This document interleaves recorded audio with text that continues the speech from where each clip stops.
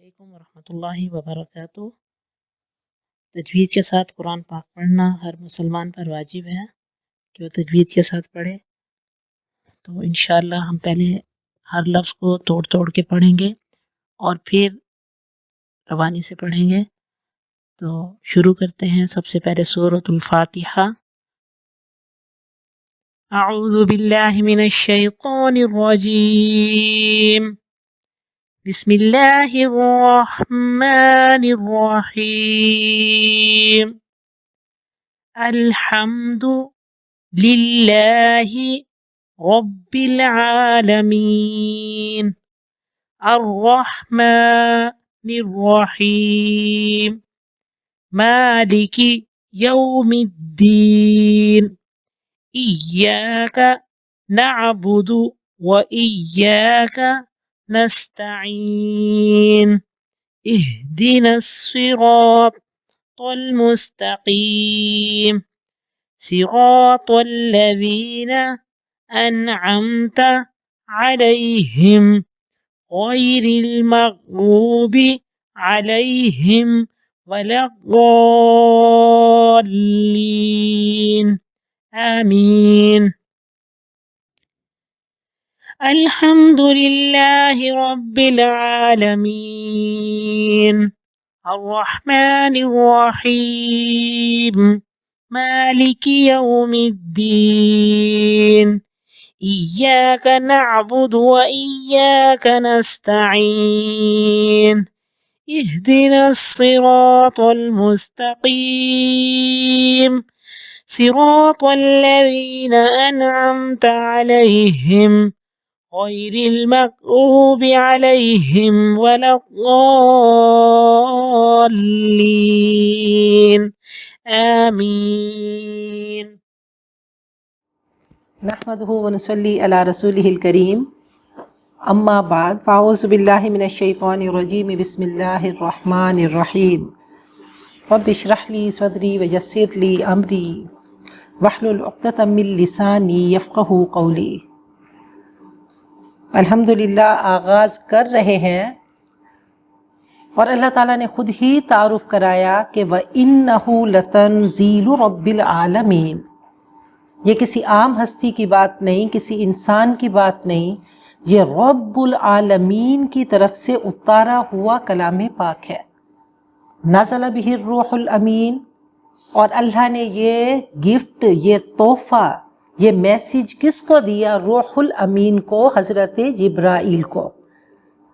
اور انہوں نے آ کر یہ میسیج کس کو پہنچایا؟ علی قلبک، کائنات کی سب سے پیاری ہستی، محبوب رب العالمین، سید الاولین والآخرین، نبی اکرم صلی اللہ علیہ وسلم، اور آپ کے کس عضو کو اللہ تعالیٰ نے سیلیکٹ کیا قرآن پاک کے لیے؟ وہ آپ کا قلب مبارک ہے، آپ کے دل پر قرآن پاک کو اتارا۔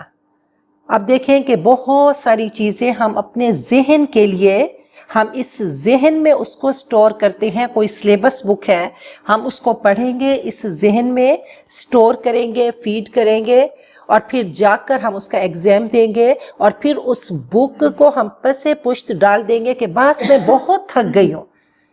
لیکن قرآن پاک کیا ہے؟ یہ بار بار پڑھی جانے والی چیز، قرآن کا مطلب ہی یہی ہے۔ اور یہ ہم دل کے لیے پڑھتے ہیں، دل پہ اتاریں گے، دل بدلے گا تو ہم سب کی زندگی بدلے گی۔ تو اس کو بار بار پڑھنا ہے۔ نبی اکرم صلی اللہ علیہ وسلم نے فرمایا کہ الا انہا ستکون فتنہ، ان قریب بہت بڑی بڑی آزمائشیں ہوں گی۔ صحابہ کرام نے پوچھا مل مخرج منہا یا رسول اللہ، اس سے نکلنے کا طریقہ کیا ہوگا؟ آپ نے فرمایا کتاب اللہ، اللہ کی کتاب، اور یہ حبل اللہ، یہ اللہ کی رسی ہے، ایک سرا اللہ کے پاس اور ایک ہمارے پاس ہے۔ تو اس سے جڑ کے رہنا ہے۔ یہ خوبصورت کانسٹیٹیوشن ہے، ہم سب کے لیے گائیڈ بک ہے، ہم سب کا مینول ہے، ہم سب کی زندگی بدلنے قرآن پاک آیا۔ اور قرآن پاک میں اللہ نے اتنے قصے سنائے، اور قصوں میں حکمتیں ہی حکمتیں ہیں۔ اللہ فرماتے ہیں لَقَدْ أَنزَلْنَا إِلَيْكُمْ كِتَابًا فِيهِ ذِكْرُكُمْ، یہ ایسی کتاب ہے جس میں تمہاری باتیں ہیں، تمہاری تربیت ہے۔ اور وہ جو اللہ نے روح ہماری الست بربکم، اللہ نے ہماری روح کو ایک اللہ نے میسج دیا تھا، ایک اعلان کیا تھا کہ الستُ بربکم، کیا میں تمہارا رب نہیں؟ تو ہم سب نے کہا تھا، تو وہ اللہ نے اپنی محبتوں کا، اپنی معرفت کا بیج ہم سب میں ڈال دیا۔ ہماری روح کا تعارف رب سے ہے، یہ ہماری روح آسمان سے آئی، اوپر سے آئی، اور قرآن پاک بھی اوپر سے آیا، تو ان دونوں کی آپس میں کیا ہے؟ شناسائی ہے۔ تو وہ اندر کی اگر وہ خودی، وہ معرفت، وہ ہماری روح اگر بیدار ہوتی ہے تو قرآن پاک دل میں اترتا ہے اور پھر انسان کی زندگی بدلتی ہے۔ تو بہت بڑی کتاب ہے، رب العالمین کی طرف سے یہ بہت پیارا تحفہ ہے، اس کو ہم شروع کر رہے ہیں، اور یہ ایسی کتاب ہے جو ہمیں تنہا نہیں چھوڑتی، یہ ہماری زندگی کو بدلتی ہے، ہمارے طور طریقے بدلتی ہے، ہماری معاشرت کے بارے میں بتاتی ہے۔ کہا کہ اے انسان، تو اپنے بچے کا تعلق قرآن پاک سے بنا دے، قرآن پاک کی طرف اپنی اولاد کو لے آؤ، اور قرآن پاک پھر یہ قرآن پاک بتائے گا کہ اب لوگوں کے ساتھ معاشرت کیسے کرنی ہے۔ قرآن پاک بہت بڑا معجزہ ہے، اور نبی اکرم صلی اللہ علیہ وسلم کی شخصیت کہ یاسین والقرآن الحکیم انک لمن المرسلین علی صراط مستقیم، قرآن پاک جیسے معجزہ ہے، نبی اکرم صلی اللہ علیہ وسلم کی شخصیت بہت بڑا معجزہ ہے کہ آپ کے کیریکٹر میں تمام چیزوں کو اللہ نے اکٹھا کر دیا، تمام حیثیتوں کو اکٹھا کر دیا، کہ آپ نے تاجر بن کے دکھایا، آپ نے امیر وقت، بادشاہ وقت بن کر دکھایا، پارلیمنٹ میں بیٹھ کر حکمران بن کر دکھایا، عدالت میں بیٹھ کر جج بن کے دکھایا، اصحاب صفہ کو، وہ ایک چھوٹی سی یونیورسٹی آپ نے قائم کی اور اس میں آپ نے ٹیچر بن کے دکھایا، آپ نے بہترین معاشرت کی، آپ نے ہر روپ دکھایا، اپنے سے 15 سال بڑی عورت سے بھی آپ نے نکاح کر کے جوانی کا زمانہ ان کے ساتھ گزارا اور بہترین شوہر بن کے دکھایا، اور حضرت عائشہ چھوٹی سی بچی، ان کے جذبات کا، احساسات کا خیال رکھا، اور بہترین رول ماڈل کہ لقد کان لکم فی رسول اللہ اسوۃ حسنہ۔ تو قرآن پاک تھیوری ہے، اور آپ نے اس تھیوری کو پریکٹیکل میں ڈھالا، کہ اگر قرآن پاک نے کوئی بھی آرڈر کیا تو آپ نے اس پہ چل کے دکھایا، اس کو امپلیمنٹ کیا۔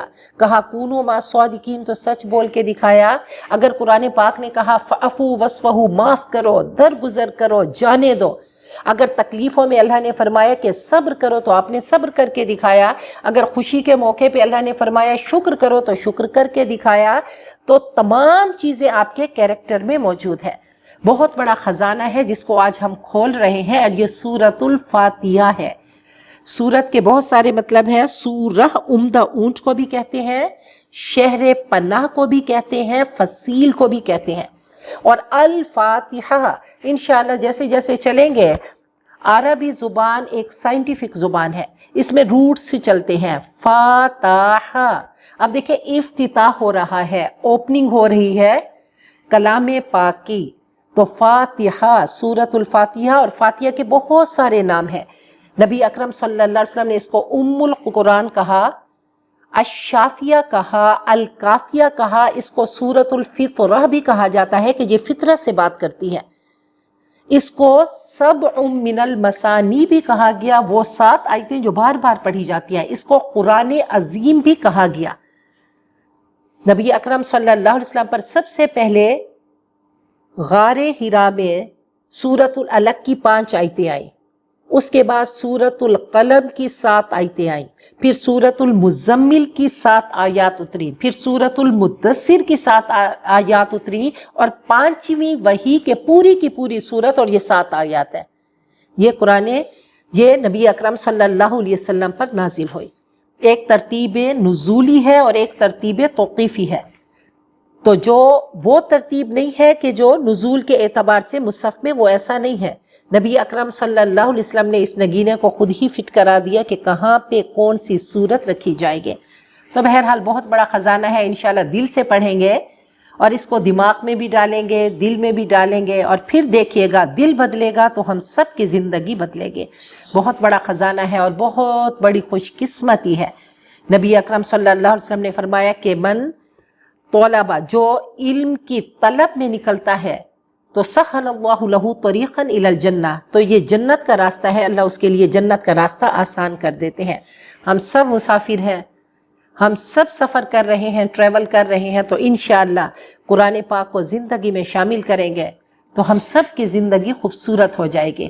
صحابہ کرام نے اسی قرآن پاک کے ذریعے اپنے آپ کو بدلا اور بہت بڑے بڑے سائنٹسٹ بنے۔ یہی قرآن پاک تھا جس نے جا کر ایسا اثر کیا کہ سوچ بدل گئی، طور طریقے بدل گئے، وہ معاشرت بدل گئی، وہ معیشت بدل گئی، یعنی کل کائنات ان کی بدل گئی۔ اور واقعی جس کے دل میں اترتا ہے تو وہ کیا، وہ اللہ نے فرما دیا انبیاء، صدیقین، شہداء، صالحین۔ اور پھر پچھلی صدی کے بہترین ایک فلسفی حضرت علامہ اقبال، وہ بھی بہت بڑا معجزہ ہے کہ کیسے قرآن پاک دل پہ اترا اور پھر ان کی زندگی بدل گئی۔ آخری عمر میں وہ صرف قرآن پاک پڑھا کرتے تھے اور ان کی پوری شاعری قرآن پاک کی ٹرانسلیشن ہے۔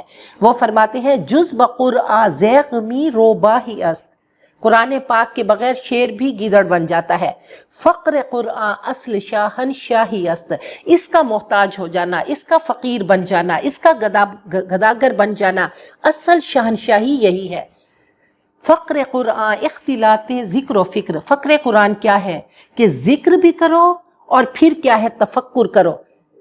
تفکر، فقر قرآن اختلاط ذکر و فکر، فکر را کامل ندیدم جز بذکر، تو انشاءاللہ دونوں چیزیں ساتھ ساتھ میں چلنی ہے۔ قرآن پاک ہم سب کے جب ذہن بدلے گا، سوچ بدلے گی، گھاس اگتا دیکھیں گے تو قرآن پاک یاد آئے گا کہ دیکھیں جیسے یہ اگ رہا ہے تو ایسے ہی روز محشر ہم اگیں گے۔ پھر ستاروں کو دیکھیں گے تو قرآن پاک یاد آئے گا۔ تو ایک ایک چیز میں رب کو تلاش کرنا ہے کہ میرے رب کی یہ تخلیق، یہ کریشن جیسے کامل ہے۔ تو اللہ تعالیٰ کے جتنے بھی برانڈز ہیں ان کو دیکھیں۔ اللہ فرماتے ہیں حل تری من فطور، کوئی تمہیں کمی نظر آتی ہے، کوئی عیب نظر آتا ہے، کوئی شگاف نظر آتا ہے، وہ آسمان کو صرف دیکھ لو۔ افلا ینظرون الی الابل کیف خلقت، اونٹ کو دیکھو، وَإِلَى السَّمَاءِ كَيْفَ رُفِعَتْ وَإِلَى الْجِبَالِ كَيْفَ نُصِبَتْ وَإِلَى الْأَرْضِ كَيْفَ سُطِحَتْ، تو مومن کی سوچ بدل جاتی ہے۔ علامہ صاحب فرماتے ہیں دم چیز، یہ سانس کیا ہے، پیامیست شنیدی نہ شنیدی، یہ سانس کی آمد و رفت کیا ہے، یہ ایک میسیج ہے، یہ ٹھک ٹھک کرتا میسیج ہے کہ دیکھو جو سانس تو نے لے لیا بس وہ زندگی کا یہ سانس ختم ہو گیا، چاہے تو سنے یا نہ سنے، دیدن دیگر آموز شنیدن دیگر آموز۔ تو قرآن پاک ہم سب کی سوچ کو اور اللہ ہماری بصیرت کو، بصارت کو، سماعتوں کو بدل دے، تو اللہ کرے اور طرح سے دیکھنا دیکھیں وہ جو مومنین کا دیکھنا ہے۔ تو ہم افتتاح کر رہے ہیں اور یہ مکی صورت ہے، 89 صورتیں مکی ہیں اور 25 مدنی ہیں۔ تو انشاءاللہ مکی صورتوں کا اپنا ایک ردھم ہوگا۔ نبی اکرم صلی اللہ علیہ وسلم صحرائے عرب میں آئے اور وہاں پہ بڑے بڑے شعراء تھے، بڑے بڑے خطباء تھے، بڑے بڑے رائٹرز تھے، یا تو وہ نثر میں کلام کرتے یا پھر شاعری ہوتی یا پھر ان کا سجا کلام ہوتا، بڑا خوبصورت کلام ہوتا تھا۔ تو قرآن پاک نے آ کر، حالانکہ یہ شاعری صرف نہیں ہے، یہ شاعری تو ہے ہی نہیں، اور نہ ہی یہ کوئی ایسی کتاب ہے کہ جو شاعری میں ہو یا ردھم میں ہو یا موسیقیت میں ہو، لیکن سب کچھ اس میں جمع ہو گیا۔ کیا خطابت ہے، کیا اس میں حسن ہے، کیا خوبصورتی ہے اور کتنا بڑا معجزہ ہے۔ تو جب بھی کلام پاک شروع کرے تو اللہ فرماتے ہیں وَإِذَا قُرِئَ الْقُرْآنُ فَاسْتَعِذْ بِاللَّهِ مِنَ الشَّيْطَانِ الرَّجِيمِ، جب بھی قرآن پاک پڑھا جائے تو اللہ تعالیٰ کی پروٹیکشن میں آ جاؤ، اللہ کی پناہ میں آ جاؤ، شیطان مردود کو بھگا دو۔ تو کچھ اعوذ باللہ السمیع العلیم من الشیطان الرجیم بھی پڑھتے ہیں کچھ قراء، اور کچھ اعوذ باللہ من الشیطان الرجیم۔ تو اعوذ میں پناہ میں آتی ہوں، باللہ اللہ کی، من سے، الشیطان شیطان، اور رجیم مردود۔ تو اب ہماری روح پاک ہو گئی، روح کی کلینزنگ ہو گئی۔ اب ہم انشاءاللہ میک اپ کریں گے تو ہمارا فیشیل ہو گیا، ہماری کلینزنگ ہو گئی، تو ہم شیطان کو بھگائیں گے۔ جب بھی قرآن پاک کو پڑھیں گے تو ہماری روح کو ہم نے اپنا پاک کرنا ہے، اور پھر ہم کہیں گے بسم اللہ الرحمن الرحیم۔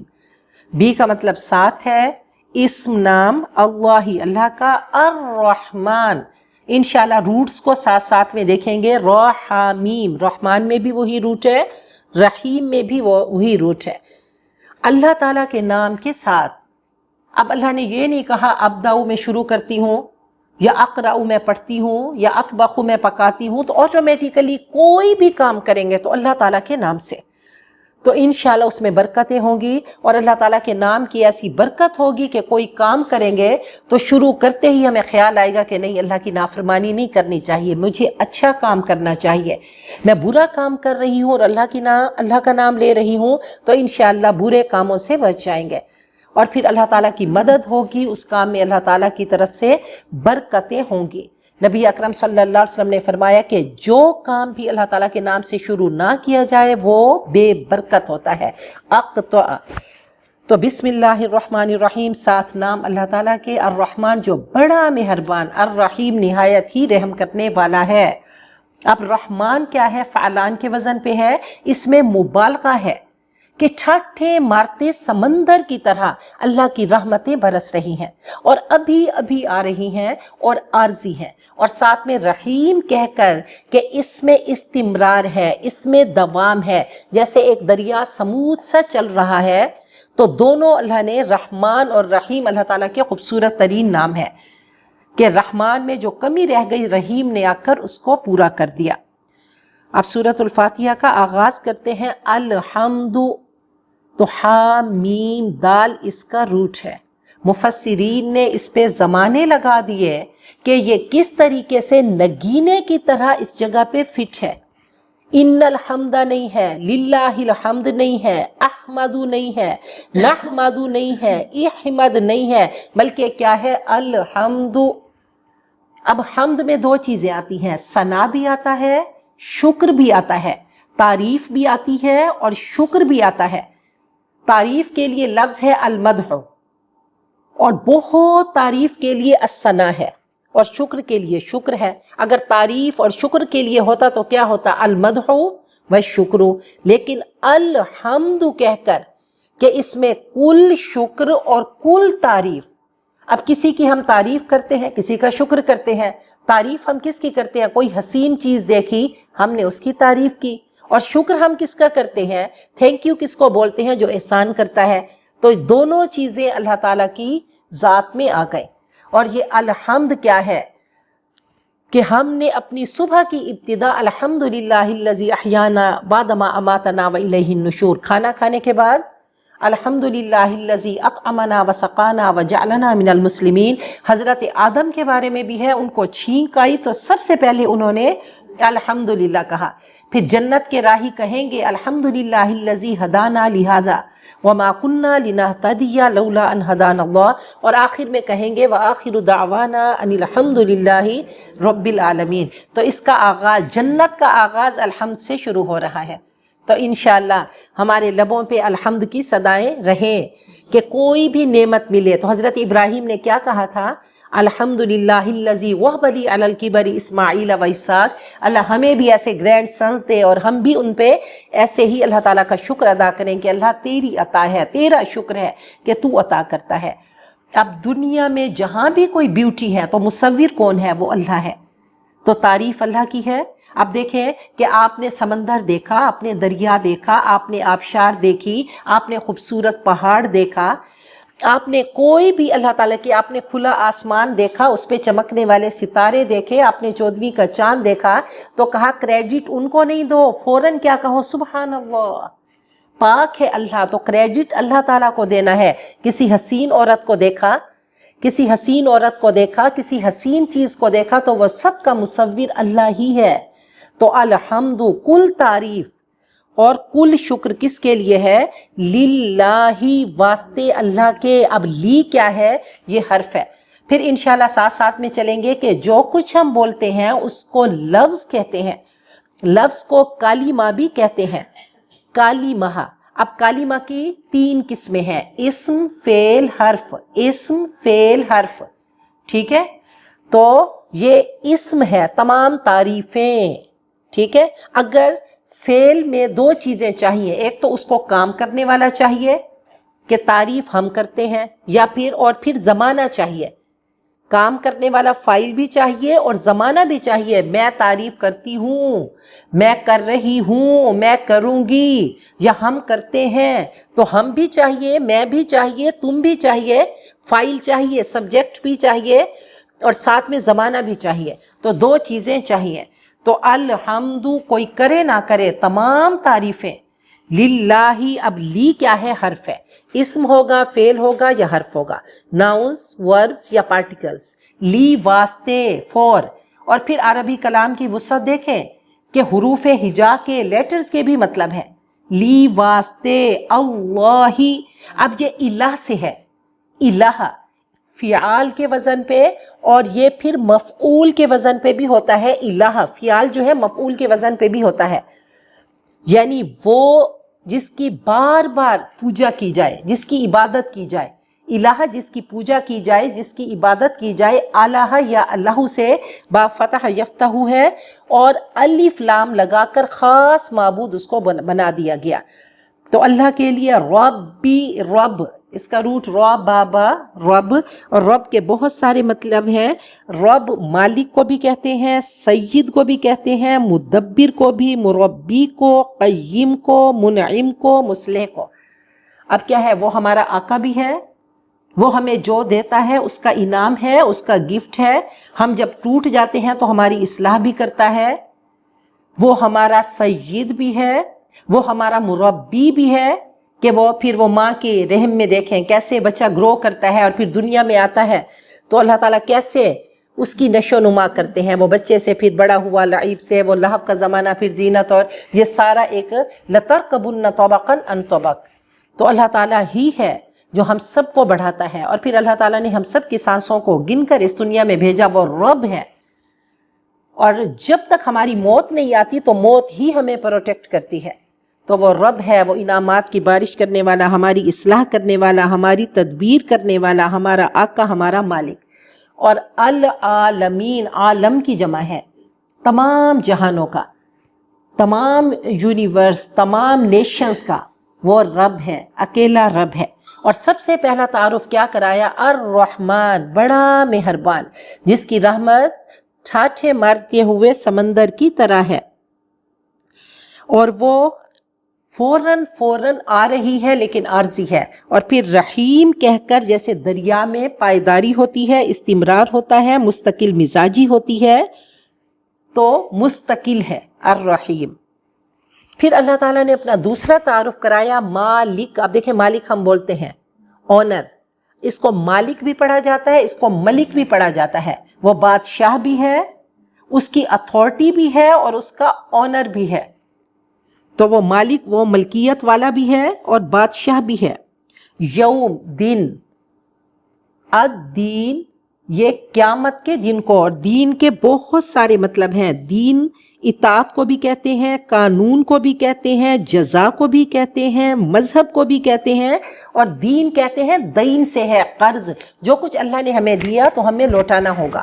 یہ زبان دی تو آگے جا کر بتانا ہوگا کہ اس زبان سے کیا کیا، یہ ہم نے اپنے کانوں سے کیا سنا، آنکھوں سے کیا دیکھا، ہمارے اعضاء نے کن چیزوں کو پکڑا، ہم کہاں کہاں چل کے گئے. تو اللہ نے جو ہمیں دیا، اولاد دی، مال دیا، عمر، وقت، ایک ایک چیز کے بارے میں پوچھا جائے گا. وہ مالک ہے قیامت کے دن کا. اب اللہ تعالیٰ نے اپنا تعارف کرایا. اللہ نے تعارف کروایا کہ الحمدللہ رب العالمین. اور یہ سورت کیا ہے؟ سورت الفطرہ، کہ فطرت میں اللہ تعالیٰ کی محبت ہے. ہماری فطرت پکار اٹھی کہ الحمد، تمام تعریف، تمام شکر اللہ کے لیے جو رب العالمین ہے. اور اللہ نے سب سے پہلا تعارف رحمان اور رحیم کہہ کر کرایا. اور پھر کہا کہ اگر سمجھ نہیں آئی تو یاد رکھو، یہ وقت جو تمہیں دیا، یہ زندگی دی، یہ مال دیا، یہ نعمتیں دی، تو قیامت کے دن سب آ کر میری عدالت میں، وَإِنَّ الدِّينَ لَوَاقِعٌ، قیامت کا دن آ کر رہے گا، اور تیری کتاب زندگی لکھی جا رہی ہے. اللہ فرمائیں گے اقرأ کتابک، یہ تیری ڈائری. تو سارا وقت کیا کیا کرتی تھی، کتنے جھوٹ بولتی تھی، کتنے لوگوں کو تنگ کرتی تھی، کتنوں کو ستاتی تھی، اور کتنے غلط کام کرتی تھی، کتنی نیک کاموں کو چھوڑ دیتی تھی. تو ایک ایک چیز وہاں اللہ تعالیٰ کی بارگاہ میں اللہ تعالیٰ سامنے لا کر رکھ دیں گے، اور انسان کہے گا لا یغادر صغیرۃ ولا کبیرۃ الا احصاها، اس کتاب نے تو کچھ نہیں چھوڑا. تو آپ دیکھیں یوم کہہ کر پھر اس میں حکمت دیکھیں. آج میں کہتی ہوں کہ میری چیز، میرا گھر، میری گاڑی، میرے بچے، میرا جسم، میرے کپڑے، میں کہتی ہوں نا، لیکن میں وقت کو نہیں کہہ سکتی. وہ وقت جو ہم چل کے آ رہے تھے گزر گیا، وہ ختم ہو گیا. لیکن یاد رکھیے یہ وقت وہ وقت ہے جو اللہ کی بارگاہ میں کیپچر ہو گیا اور یہ نور بن گیا، اور یہ وہ لمحے ہیں، یہ گھڑیاں ہیں جو اللہ کی بارگاہ میں ایسی انشاءاللہ بابرکت ہوں گی کہ روز محشر ہم بھی خوشی سے کہہ پائیں گے اللہ باقی وقت تو اپنے لیے گزارتے تھے لیکن یہ وقت خالصتاً اللہ تیری صدا سننے کے لیے ہم چلتے تھے. اور دیکھیں کہ نیکیوں کے خاندان ہوتے ہیں. جب صبح کو آپ اٹھے، جیسے جیسے آپ نے تیاری کی، جو آپ ڈریس اپ ہوئے، تو سب اللہ تعالیٰ کے کھاتے میں آ گئے. تو انشاءاللہ ان لمحوں کا ابھی ہمیں نہیں پتہ، بعد میں جا کر ہمیں پتہ چلے گا کہ یہ لمحے کتنے قیمتی تھے جو ہم قرآن پاک کے لیے، ہم اس کو سننے کے لیے بیٹھا کرتے تھے. المتحابین فی اللہ کا جب اللہ تعالیٰ وہ صدا لگائیں گے تو انشاءاللہ ہم سب وہاں جا کر بیٹھیں گے. اللہ تیری محبت میں، تیرے کلام کی محبت میں، تیرے نبی کی سیرت کو سیکھنے کے لیے اللہ ہم سب کٹھے ہوتے تھے. تو وقت کا مالک ہے، وقت کو ہم نہیں روک سکتے، لیکن وقت اللہ تعالیٰ کے اختیار میں ہے، وہ مالک ہے بدلے کے دن کا. اب دیکھیں یہ سورۃ الفاتحہ کیا ہے؟ یہ ایک ڈائیلاگ ہے، یہ ایک کمنٹری ہے کہ اللہ پہلے اپنا تعارف کراتے ہیں وحی کے ذریعے، اور پھر انسان کی فطرت پکار اٹھتی ہے کہ اللہ تو رب ہے، تو رحمان ہے، تو رحیم ہے، اور تو رحمان رحیم نہیں، تو قہار بھی ہے، تو سریع الحساب بھی ہے، تو ذو انتقام بھی ہے. تو انسان کی فطرت پکار اٹھی ایاک، صرف تیری، نعبدو، ہم عبادت کرتے ہیں. اب عبادت کیا ہے؟ کہتے ہیں غایت الحب والتذلل، محبت کی انتہا اور عاجزی کی انتہا کو کہتے ہیں عبادت. عبادت کیا ہے؟ محبت اور عاجزی کی انتہا. تو اب عبادت میں دو چیزیں، ایک تو ورشپ ہو گئی، عبادات جو مصلی پہ نماز، روزہ، زکوٰۃ، حج، اور ایک سلیوری ہے کہ 24 گھنٹے میں ہم نے کیا کرنا ہے، اللہ کے حکم کے مطابق جو بھی کام کریں گے وہ عبادت ہوگی. نعبدو، ہم عبادت کرتے ہیں، واؤ اور ایاک، صرف تجھ سے، نستعین، ہم مدد مانگتے ہیں. عین واؤ نون اس کا روٹ ہے.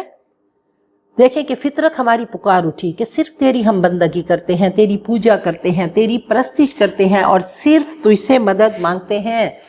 اب جو استعانہ ہے نا، اس میں محنت کے بعد مدد ہے. مدد کے لیے بہت سارے لفظ ہیں، یعنی آپ اپنی طرف سے محنت کریں گے، آپ اس راستے پہ آئیں گے، آپ کوشش کریں گے، آپ قرآن پاک سے تعلق بنائیں گے، آپ سٹرگل کریں گے اور پھر اللہ سے مدد مانگیں گے. ایسا نہیں کہ آرام سے بیٹھ کر نہیں اللہ جو چاہے گا، نہیں. اب رب اللہ نے کہہ کر ہم سب کو عبد بنا دیا. وہ رب ہے، وہ مالک ہے، ہم اس کے عبد ہیں. اب رب اور عبد کا تعلق کیا ہے کہ اللہ گائیڈ کرے گا، اللہ گائیڈ لائنز دے گا، اللہ احکام دے گا، اور پھر ہم اس کے عبد بنیں گے نا. ویسے کیسے عبد بن سکتے ہیں؟ آپ کسی کو ہائر کرتے ہیں، کسی میڈ کو کرتے ہیں، یا آپ کسی ٹیچر کو لیتے ہیں، یا کسی بھی آفس میں کسی کو آپ جاب پہ رکھتے ہیں، تو اس کو آپ، ایک مالک کیا کرے گا؟ وہ اس کو کام اسائن کرے گا، تو اب اس کا وہ بنے گا، سرونٹ بنے گا، تب بنے گا نا. تو اللہ رب ہے. رب اور عبد کا تعلق تب ہوگا جب وہ گائیڈنس دے گا. اللہ نے فرمایا تھا نا فَمَنِ اتَّبَعَ هُدَايَ فَلَا يَضِلُّ وَلَا يَشْقَى، جو بھی میرے کانسٹیٹیوشن کی، میری ہدایات کی، میری گائیڈ لائنز کی، یہ مینول ہے ہم سب کا، جو بھی اس کو فالو کرے گا لا یضل، نہیں بھٹکے گا، ولا یشقى، اور نہ ہی وہ بدبخت ہوگا. لا خوف علیہم ولا هم یحزنون. تو رب اور عبد کا تعلق ہے. تو ہم نے اللہ تعالیٰ سے ایک کانٹریکٹ کیا، ایک معاہدہ کیا. دیکھیں سورۃ الفاتحہ وہ ہے جو کم از کم 17 بار ہم نماز میں پڑھتے ہیں، اس کے بغیر کوئی رکعت نہیں ہوتی. اب ہم نے اللہ سے کانٹریکٹ کر لیا، اب ہم اللہ سے مانگ رہے ہیں. پہلے اللہ نے ہم سے بات کی، اب ہم اللہ سے بات کر رہے ہیں. ایہدی، اب ہدیہ دے دے، یا ایہدی ہدیہ دے دے. صحرا کے تحفے کو کہتے ہیں کہ جیسے کوئی بھٹکا ہوا راہی کہیں صحرا میں پہنچا، اس کو نظر نہیں آتا اب کیا کرنا ہے، تو وہ کیا کرے گا؟ اس کے لیے سب سے بڑا تحفہ کیا ہوگا کہ کوئی اس کو راستہ بتا دے. تو ہم بھی صحرا میں بھٹکے وہ مسافر ہیں، ہمیں نہیں پتا دنیا میں کیوں آئے، کیا کرنے آئے. اب ہماری فطرت نے کہا ایہدی ہدیہ دے دے، تحفہ دے دے، اور ہدایت کیا ہے؟ راستہ دکھا بھی، اس پہ چلا بھی، اور منزل تک پہنچا بھی۔ ہدایت میں 3 چیزیں آتی ہیں، نہ ہم سب کو الصراط راستہ المستقیم سیدھا، سیدھے راستے پہ اللہ ہم کو چلا دے۔ اللہ فرماتے ہیں والذین اہتدوا زادہم ھدی وآتاہم تقواہم، جو ہدایت کی طلب کرتا ہے تو ہدایت کی اضافہ اس کے لیے ہوتا ہے۔ ہدایت بہت قیمتی چیز ہے۔ دیکھیں ایک چیز علم ہے، ہم جیسے جیسے ہم نے پڑھا، چلو الحمدللہ اس ذہن کے کمپیوٹر میں ہم نے اس کو فٹ کیا تو بہت سارے الفاظ ہمیں آ گئے، ہمیں بہت سارے قصے آ گئے۔ قرآن پاک اصل ہدایت کے لیے، ہمیں سیدھی راہ پہ چلانے کے لیے آیا۔ علم میں اضافہ ہوتا ہے لیکن ہدایت میں کوئی نہیں کہہ سکتا کہ میرا اضافہ ہو گیا۔ میں نے تو اتنے دورے قرآن کر لیے، میں تو پڑھاتی رہی تو ہدایت میں اضافہ ہو گیا، مجھے نہیں پتا کہ اگلا قدم میرا کیا ہوگا، گمراہی کی طرف ہوگا یا ہدایت کی طرف۔ اور سب سے قیمتی چیز ہدایت ہے، ہم سب ہدایت کی طلب میں آئے ہیں۔ نالج تو الحمدللہ ہم سب کو آ گیا، ایک بار 2 بار اگر ہم قرآن پاک کی تفسیر پڑھ لیتے ہیں تو علم میں اضافہ ہو گیا، لیکن ہم ہدایت کی طلب میں بیٹھتے ہیں۔ جیسے پانی روز کا ہے، خوراک روز کی ہے، تو روح کے لیے ایک پیاس ہے، تشنگی ہے، اور وہ ہدایت کی تشنگی ہے۔ جب تک ہدایت سے سیراب نہیں ہوں گے، اس سے سیراب نہیں ہوں گے، ہماری روح کی پیاس نہیں بجھے گی، وہ تشنگی نہیں بجھے گی۔ تو ایہدی ہدایت دے دے، صحیح راہ دکھا دے، نہ ہم کو صراط راستہ المستقیم۔ یہ صراط کیا ہے؟ زندگی کا گھپ اندھیرا، اور یہ نور ہے، ہدایت بھی ہے، شفا بھی ہے۔ یا ایھا الناس قد جاءتکم موعظۃ من ربکم وشفاء لما فی الصدور، اے لوگو تمہارے پاس یہ وعظ ہے، اور وعظ کیا ہے؟ جو دل پہ اثر کرے، اور سینے کی بیماریوں کی شفا ہے، کہ وہ حسد، کینہ، بغض، تکبر، اگر قرآن پاک کو صحیح طریقے سے دل میں اتاریں گے تو یہ تمام چیزیں ختم ہو جاتی ہیں، ریز کر دیتا ہے قرآن پاک کا نور۔ تو الصراط المستقیم، سیدھا راستہ، وہ جنت کا راستہ، وہ ہماری منزل مقصود جس کی طلب میں ہم یہاں پہ آئے، کہ آخر وقت تک ہمیں صراط مستقیم پہ جما کے رکھنا۔ صراط راستہ، الذین ان لوگوں کا، جو مزید وضاحت کی، ان لوگوں کا راستہ، انعمت تو نے انعام کیا۔ اب دیکھیں الذین اس میں موصول ہے، یہ بار بار آئے گا، یہ صلہ ہے نا، اس کا کنیکشن انعمت سے ہے۔ تو نے انعام کیا، نعمت ہم بولتے ہیں، انعام بولتے ہیں، انعمت تو نے انعام کیا، علیہم ان پر، یہ لفظ بہت بار آئے گا، اور ایک لفظ کو جب سیکھیں گے تو سینکڑوں بار ہم نے اس کو سیکھ لیا۔ علیہم ان پر، اللہ ان کا راستہ دکھانا جن پر تو نے انعام کیا۔ اور القرآن یفسر بعضہ بعضا، قرآن کی ایک آیت دوسرے کی تفسیر کرتی ہے۔ آگے اللہ بتائیں گے کہ منعم علیہم کون ہے، سیدھے راستے پہ چلنے والے کون ہیں، من النبیین والصدیقین والشہداء والصالحین، یہ صراط مستقیم کی یہ راہی ہیں۔ ان کی زندگی کو، ان کی بائیوگرافی کو سٹڈی کریں، ان کو دیکھیں، وہ اسوۃ حسنہ، بہترین رول ماڈل نبی اکرم صلی اللہ علیہ وسلم کی زندگی، اور آپ کے انوارات کی شعائیں صحابہ کرام پہ پڑھی، رضی اللہ عنہم ورضوا عنہ، اور پھر جو بھی اولیاء کرام ہیں جن کی شخصیت پہ نبی اکرم صلی اللہ علیہ وسلم کی سیرت کا عکس ہے، تو وہ سب کیا ہیں؟ وہ اولیاء ہیں، صدیقین ہیں، شہداء ہیں، صالحین ہیں۔ تو اللہ ان کا راستہ دکھا۔ اللہ نے انعام کے طور پہ قارون کو بھی دکھایا جس کے پاس بہت دولت تھی، فرعون کو بھی دکھایا کتنی بڑی حکومت اس کے پاس تھی، ابو لہب کو بھی دکھایا کہ اتنی بڑی سرداری بھی تھی، سید بھی تھا، ہاشمی بھی تھا، آپ کا چچا بھی تھا، اور دنیا کے ترازو میں اس کو تول کے دیکھیں تو اللہ نے ہر وہ چیز دی تھی جو انسان کو چاہیے۔ حسین تھا، خوبصورت تھا، بہترین خاندان تھا، اس دور کا وزیر مال تھا، اس کی بیوی ام جمیل انتہائی حسین عورت تھی، لیکن اللہ نے کیا فرمایا کہ نہیں، تبت یدا ابی لہب وتب، یہ مغضوب علیہم، یہ ان کا راستہ نہیں دکھانا، ان کا، وہ چاہے بلال حبشی ہیں، روز محشر ان کا چہرہ کیسا چمکتا ہوگا۔ تو اللہ ان لوگوں کا راستہ دکھانا جن پر تو نے انعام کیا، غیری نہیں، المغضوب غضب کیا گیا، غصہ کیا گیا، علیہم ان پر، اللہ ان کا راستہ نہ دکھانا جن پر تیرا غضب نازل ہوا، واؤ اور لا نہیں، اطولین گمراہ ہونے والے جنہوں نے راستے کو گم کر دیا۔ آگے مغضوب علیہم یہود کے بارے میں آئے گا کہ باؤ بغضب علی غضب، اور ضالین کیا ہے کہ نرمی کی وجہ سے یہ بھٹک گئے، لا تغلو فی دینکم، غلوف کیا انہوں نے اپنے دین میں، تو اللہ ان کا راستہ نہیں دکھانا۔ اب یہ بہت خوبصورت دعا ہے اور اس سے پیاری دعا نہیں ہے۔ اللہ تعالیٰ نے 360 کتابیں اتاری، ان کو سمرائز کیا 3 کتابوں میں، تورات، انجیل اور زبور، پھر ان کو سمرائز کیا قرآن پاک میں، پھر قرآن پاک کو سمرائز کیا سورۃ الفاتحہ میں، اور سورۃ الفاتحہ کو ایاک نعبد و ایاک نستعین۔ تو جہاں عبد اور رب کی بات ہوگی تو ساتھ ہی گائیڈنس، ہدایت کی بات ہوگی کہ سبح اسم ربک الاعلی، وہ رب الذی خلق فسوی والذی قدر فہدی۔ حضرت موسیٰ نے کہا تھا کہ وہ میرا رب ہے، یہدینی، میرا رب مجھے ہدایت دے گا۔ تو اللہ تعالی ہم سب کو ہدایت کے راستے پہ چلائے۔ یہ سورۃ الفاتحہ کی تفسیر تو اتنی زیادہ ہے کہ اللہ فرماتے ہیں، اب دیکھیں کہ جب انسان الحمدللہ رب العالمین کہتا ہے تو اللہ فرماتے ہیں حمدنی عبدی، میرے بندے نے میری تعریف کی، اور ایسے اللہ فرماتے ہیں مجدنی عبدی۔ تو بہترین ڈائلاگ ہے، بہترین کنورسیشن ہے کہ پہلے اللہ ہم سے خطاب کرتے ہیں، پھر ہم اللہ سے خطاب کرتے ہیں۔ اور ایاک نعبد، واو کا جو ہے وہ بالکل وہ ترازو کے مٹھ کی طرح ہے کہ بالکل سینٹر میں ہے، بالکل سینٹر میں ہے۔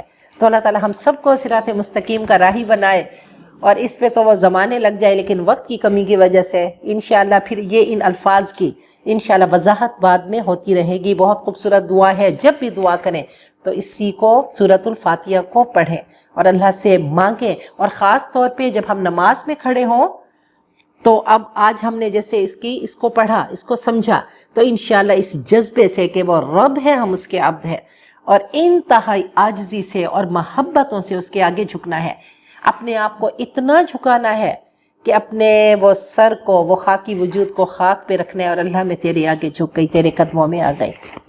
وآخر دعوانا ان الحمدللہ رب العالمین۔ بارک اللہ لی ولکم فی القرآن العظیم ونفعنی وإیاکم بالآیات والذکر الحکیم۔